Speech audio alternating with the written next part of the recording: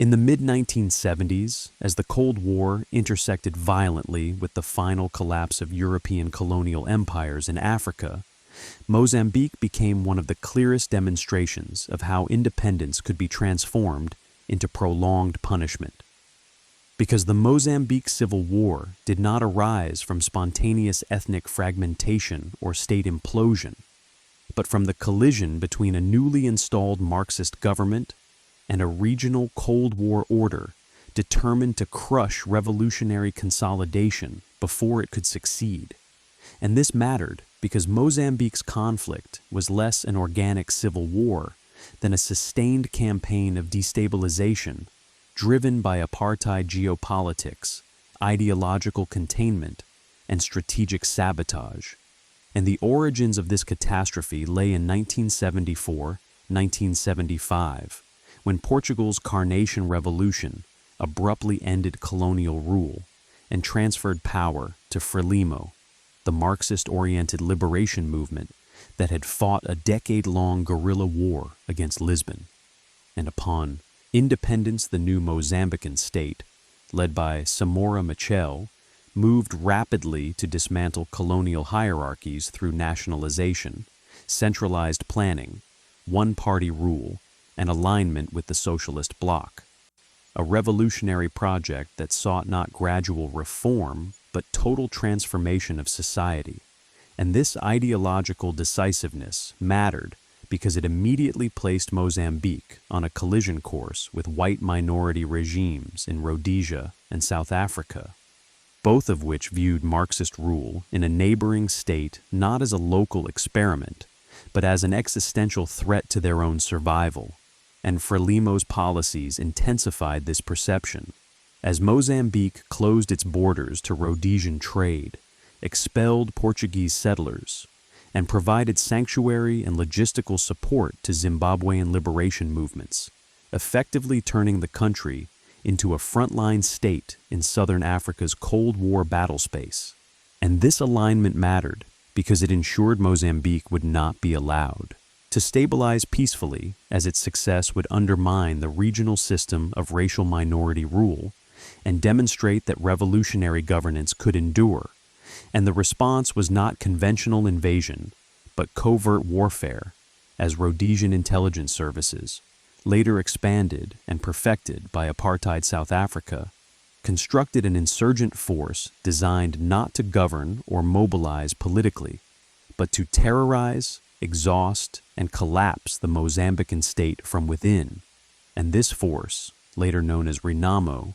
was not rooted in popular ideology or mass grievance, but assembled through external training, logistical support, and coercive recruitment, including the abduction of civilians, former soldiers, and marginalized individuals. And its mission mattered because it defined the character of the war itself, transforming Mozambique into a laboratory of destabilization rather than a conventional proxy battlefield. And as Renamo expanded into the countryside, its strategy focused on destroying infrastructure, health clinics, schools, railways, and agricultural systems, deliberately targeting civilians to sever trust between the population and the state, making governance impossible rather than competing for legitimacy. And this mattered because it weaponized underdevelopment itself, ensuring that famine, displacement, and social collapse became central features of the conflict rather than unintended consequences. And for Frelimo, the response was shaped by revolutionary insecurity as the government pursued villagization, collectivization, and centralized control over rural life. Policies intended to modernize agriculture and deny insurgents access to populations, but which often disrupted traditional survival systems and alienated communities already strained by war, creating vulnerabilities that Renamo exploited ruthlessly. And this interaction mattered because it revealed how external sabotage and internal policy rigidity could reinforce one another, converting governance. errors into strategic liabilities, and as the late 1970s turned into the early 1980s, Mozambique descended into one of the most destructive conflicts of the Cold War era, not because of decisive battles or ideological confrontation between superpowers, but because the state was deliberately bled through indirect means while receiving only limited external support from socialist allies unwilling to fully commit. Leaving Mozambique trapped in a war of attrition, it lacked the resources to decisively win, and internationally, the conflict remained poorly understood and underreported, overshadowed by higher-profile Cold War theaters, allowing Renamo's external backing to persist with limited scrutiny, while Mozambique's suffering was framed as internal failure rather than engineered destabilization. And this framing mattered because it shaped humanitarian response, diplomatic pressure, and historical memory, ensuring that one of the Cold War's most devastating wars would be remembered as civil collapse rather than deliberate punishment for ideological defiance, setting the stage for a conflict that would last more than 15 years and leave Mozambique among the most shattered societies of the late 20th century. As the war expanded across the Mozambican countryside in the early 1980s, the Mozambique Civil War revealed how destabilization could be sustained, not through conventional battlefield dominance, but through systematic erosion of state capacity, because Renamo's campaign was designed to make normal life impossible rather than to seize power outright. And this mattered because it shifted the conflict away from traditional military objectives toward the deliberate production of fear, hunger, and fragmentation. And as insurgent units spread along transport corridors and into remote rural districts, they targeted railways, bridges, power lines, and food distribution networks, ensuring that even areas beyond their direct control were dragged into insecurity. And this strategy mattered because Mozambique's post-independence economy was already fragile, heavily dependent on transport revenues, migrant labor remittances, and agricultural output,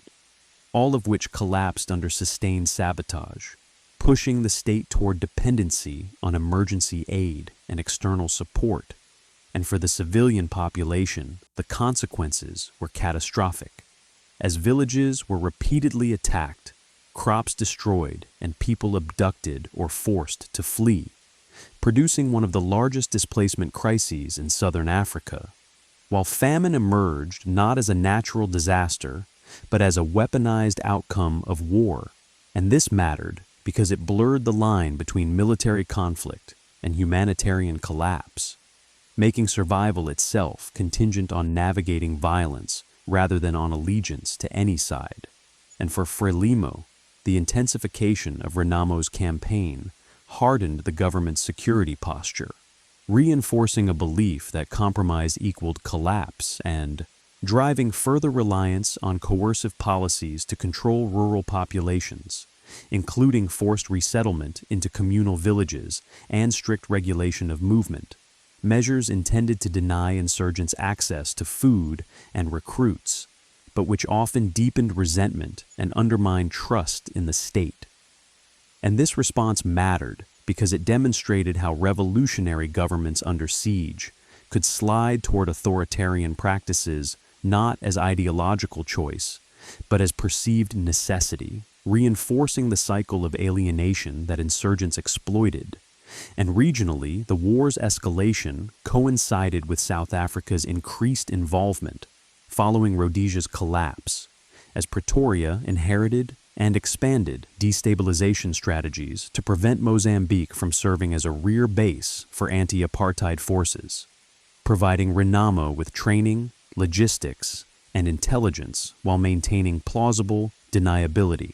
And this mattered because it embedded the Mozambican conflict firmly within the geopolitics of apartheid survival, turning the country into collateral damage in a broader struggle over southern Africa's future. And internationally, the Cold War response remained muted,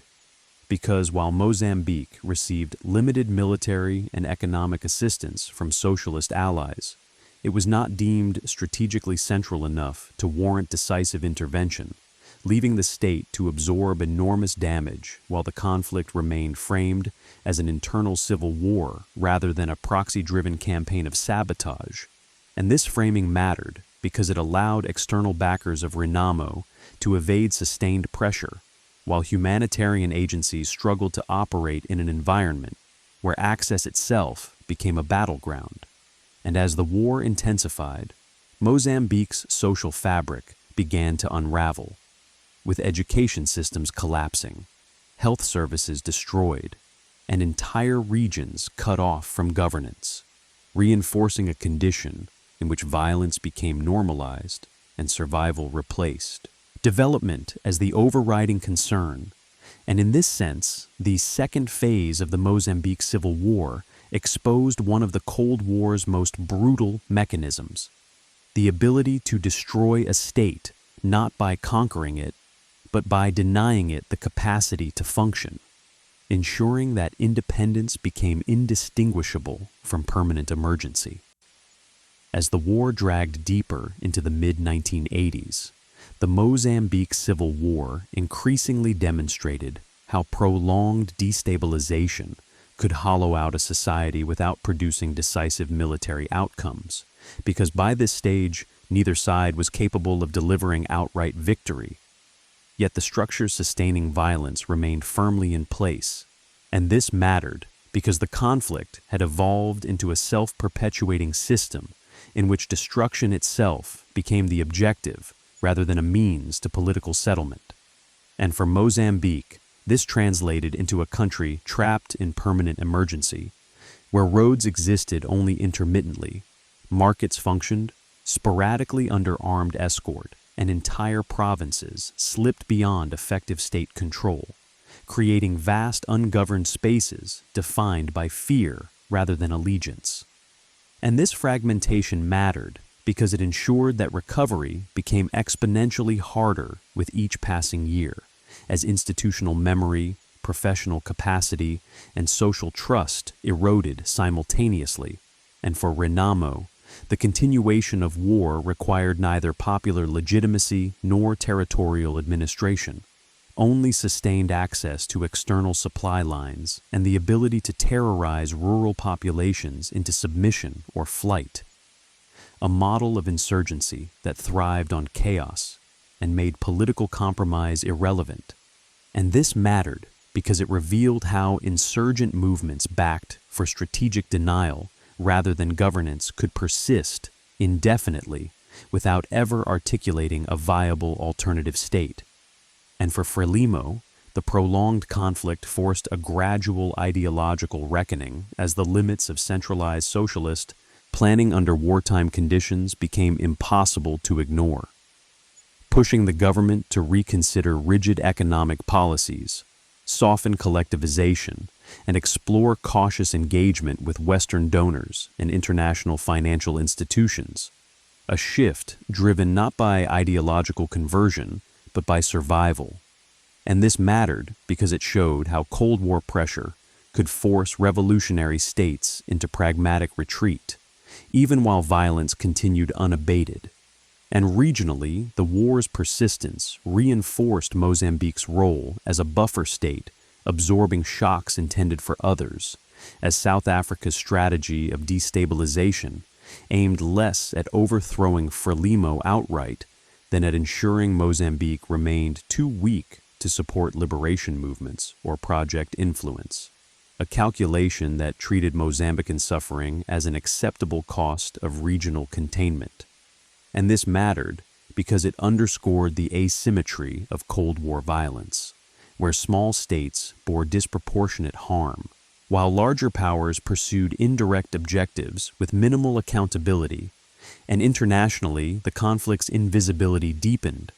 as donor fatigue, competing crises, and the absence of clear ideological confrontation pushed Mozambique further down the hierarchy of Cold War concern, allowing the war to continue largely unchallenged, while humanitarian agencies substituted for political solutions, managing symptoms without addressing causes. And this substitution mattered because it normalized the idea that mass suffering could be indefinitely administered rather than resolved.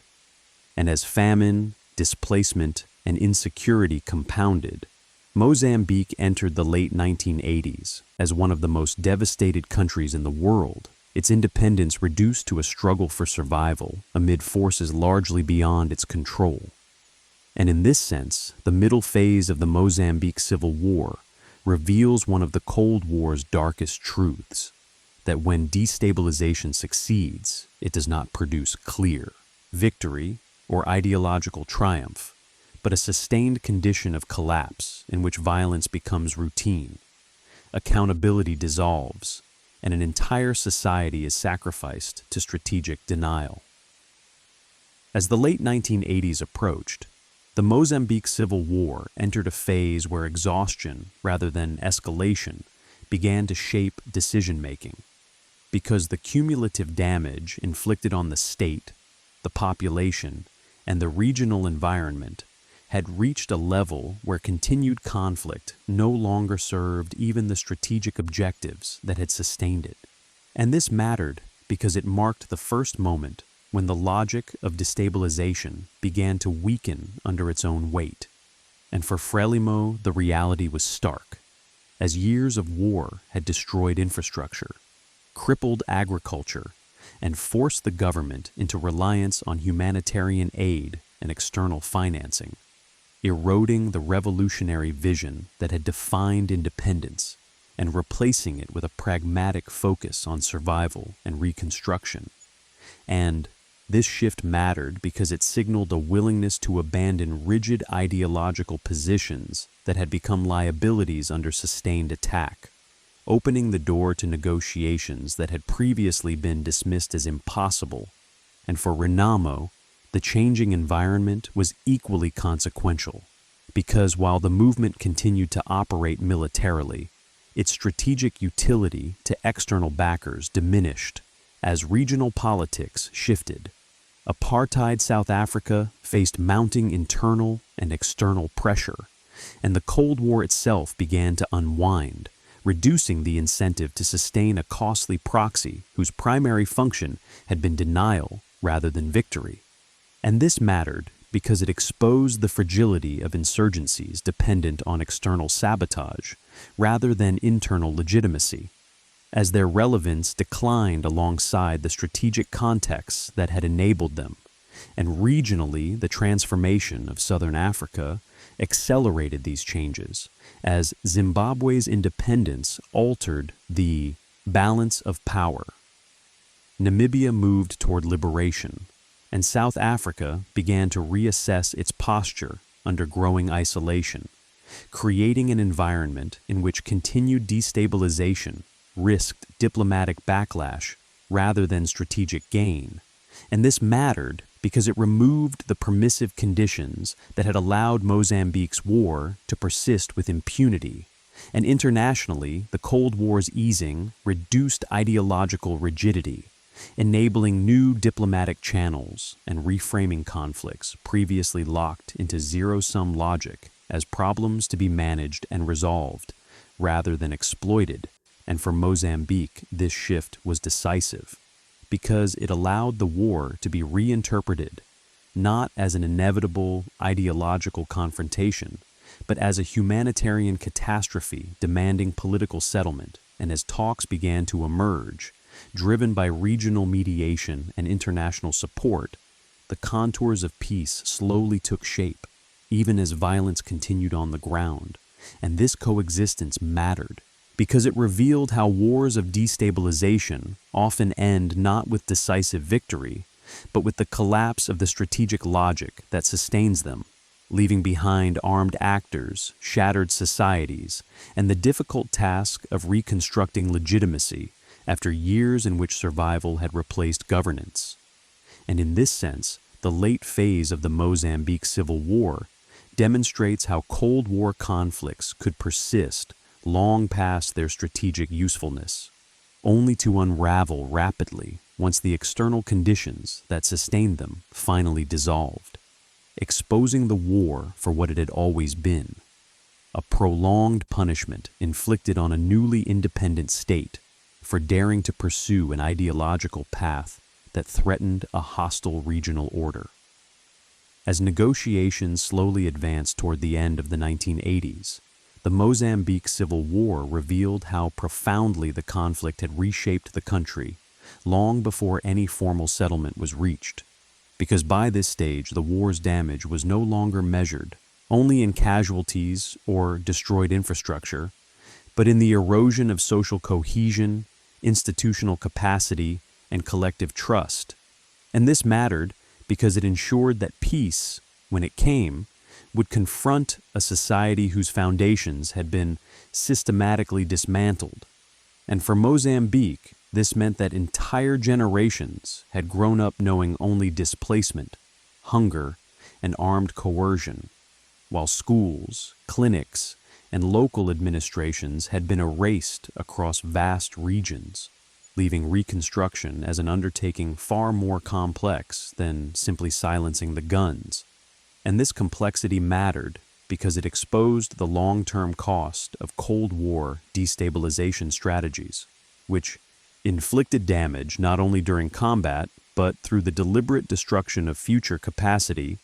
And for Frelimo, the approach to peace required a fundamental redefinition of the state itself, as Marxist centralization gave way to multi-party politics, market reforms, and international reintegration changes, driven not by ideological persuasion, but by the recognition that survival now depended on legitimacy,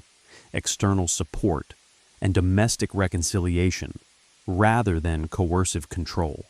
And this transition mattered because it illustrated how revolutionary regimes under sustained external pressure could be forced into transformation without being militarily defeated,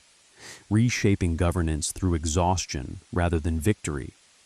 And for Renamo, the movement's participation in negotiations underscored the limits of insurgency built on sabotage rather than political vision, as its leverage derived from its ability to disrupt rather than to govern, leaving it vulnerable once regional and international backers withdrew support and peace became the preferred outcome. And this vulnerability mattered because it highlighted how externally sustained rebellions often collapse into political accommodation once their strategic utility expires. And regionally, the Mozambican peace process reflected a broader shift in southern Africa as the collapse of apartheid and the easing of Cold War tensions removed the structural incentives for proxy warfare, replacing denial strategies with diplomatic engagement. And this mattered because it allowed Mozambique's war to be reframed from a security problem into a reconstruction challenge, enabling international actors to support settlement without fear of ideological contagion. And as ceasefire agreements took hold and demobilization began, the war's true legacy became visible, a country left among the poorest in the world, its development reversed by decades, its population traumatized, and its independence achieved at extraordinary cost. And in this sense, the closing phase of the Mozambique Civil War exposes one of the Cold War's most devastating patterns: the ability to wage war indirectly for years, withdraw quietly when conditions change, and leave behind societies forced to rebuild from near total collapse, carrying scars imposed not by internal inevitability, but by external calculation and prolonged sabotage. As the war moved into its final phase in the early 1990s, the Mozambique Civil War revealed with stark clarity how conflicts engineered through destabilization rarely conclude with triumph, but instead dissolve into negotiated exhaustion once the external forces sustaining them withdraw. And this mattered because Mozambique's path to peace was determined less by decisive battlefield shifts than by the disappearance of the strategic logic that had justified its suffering. As apartheid South Africa collapsed, Cold War rivalry faded, and regional incentives for sabotage evaporated almost simultaneously. leaving armed actors without patrons willing to absorb the political cost of continued violence. And for Frelimo, the end of war confirmed that survival had required a fundamental transformation of the revolutionary state, as multi-party elections, market reforms, and international integration replaced Marxist orthodoxy, not as ideological surrender, but as pragmatic adaptation to a world no longer structured by zero-sum alignment. And this adaptation mattered because it demonstrated how Cold War pressure could force states to abandon rigid models that had become liabilities under sustained attack. And for Renamo, the peace process exposed the emptiness of a movement built for disruption rather than governance, as it transitioned from a militarized instrument of sabotage into a political actor whose legitimacy depended on ballots rather than fear. A shift that underscored how insurgencies lacking social foundations struggle to survive once violence is no longer rewarded. And this mattered because it revealed the artificiality of conflicts sustained primarily through external calculation. And as the Rome Peace Accords brought formal hostilities to an end in 1992, Mozambique emerged from the war alive, but profoundly altered, its independence preserved at the cost of millions of lives disrupted, infrastructure erased, and development reversed by decades. And this outcome mattered because it confirmed that while the Cold War could end abruptly at the center, its peripheral wars left enduring damage that peace agreements alone could not undo. And in historical perspective, the Mozambique Civil War stands as one of the clearest examples of how Cold War destabilization functioned in practice, not through direct invasion or ideological confrontation, but through the slow, grinding destruction of a society's capacity to function, carried out indirectly and sustained through plausible deniability until the strategic environment shifted. And by tracing the war's full arc from independence to collapse to exhausted peace, the conflict reveals a brutal truth about the era, that for many newly independent states, the Cold War was not a contest of ideas, but a system that punished deviation,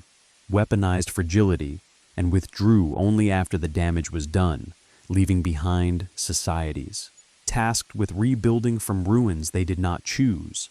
And in this sense, the Mozambique Civil War must be understood not as an inevitable failure of post-colonial governance, but as a case study in how external sabotage,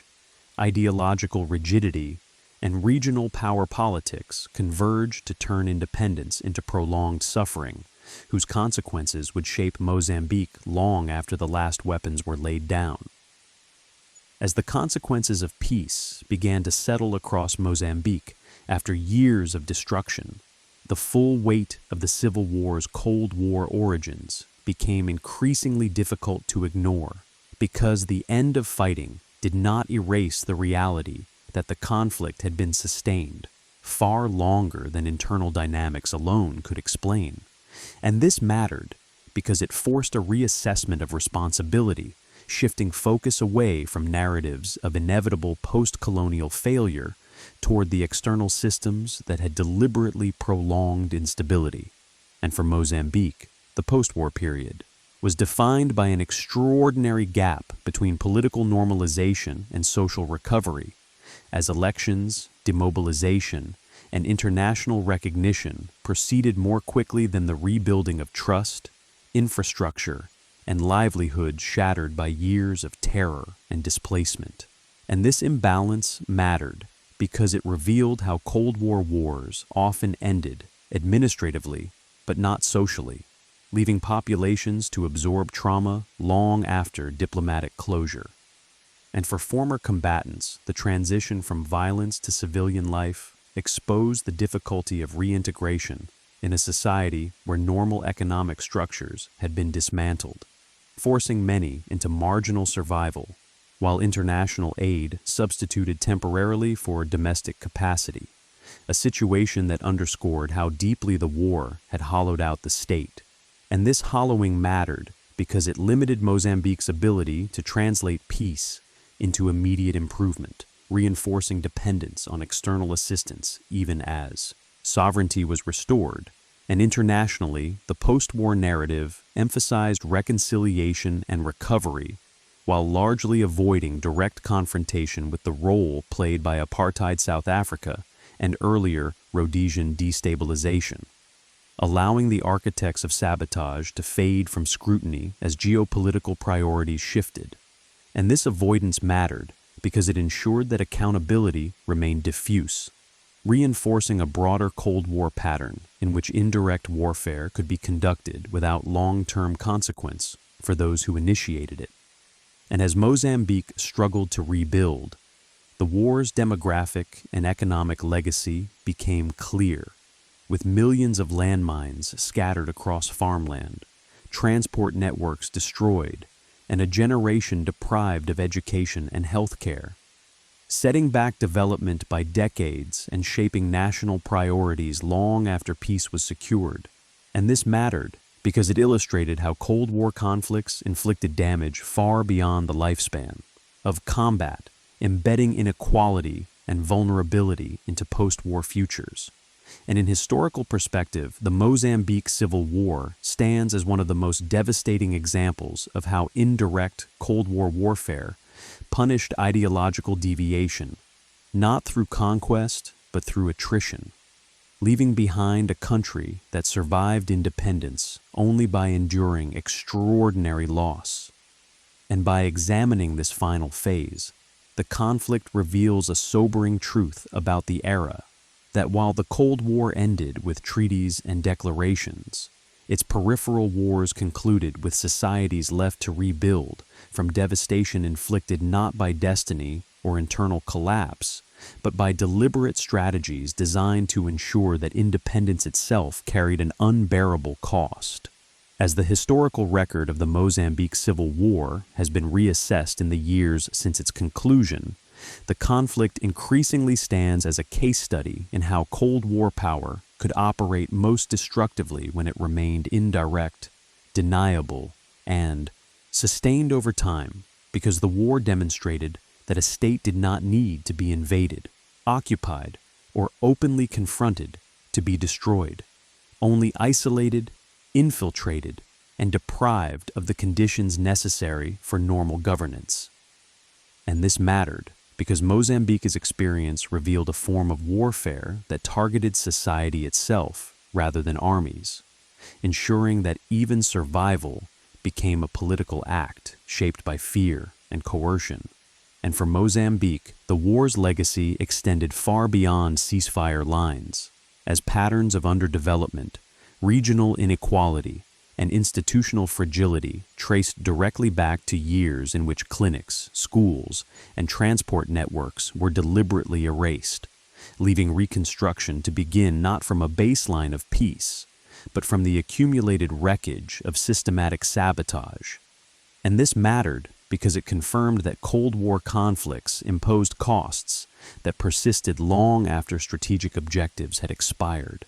embedding vulnerability into post-war futures. And for the broader Cold War system, the Mozambican case exposed a moral asymmetry.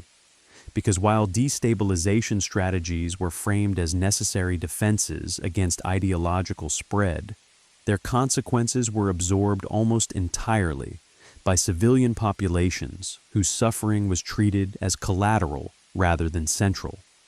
And this mattered because it revealed how the language of containment could be used to justify the destruction of societies without triggering the scrutiny that accompanied more visible forms of intervention. And as Mozambique rebuilt under international supervision, the absence of accountability for those who engineered the war reinforced a pattern in which indirect violence carried few long-term penalties for its architects,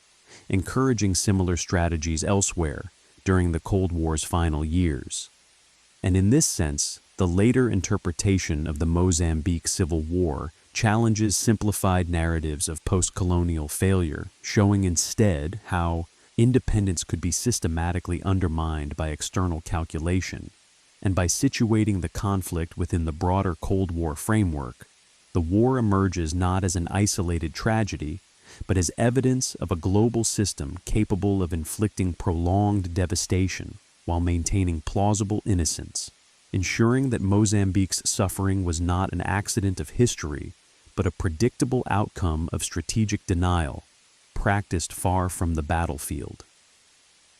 As the final consequences of the Mozambique Civil War settled into the country's political and social landscape,